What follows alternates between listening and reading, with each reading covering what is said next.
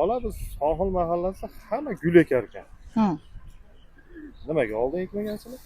Ilgari bu sohil mahallamizda suvlar kam bo'lgan, shag'alli joylar ko'p bo'lgan.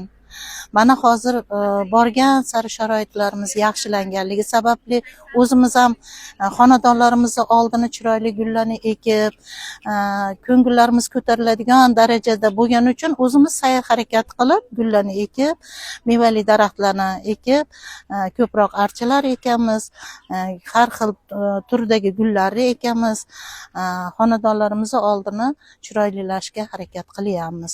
Ilgari suv yo'q sababli, nimalar shag'al bo'lganligi sababli haqiqatda gullar ekishga ishtiyoq ham bo'lmagan.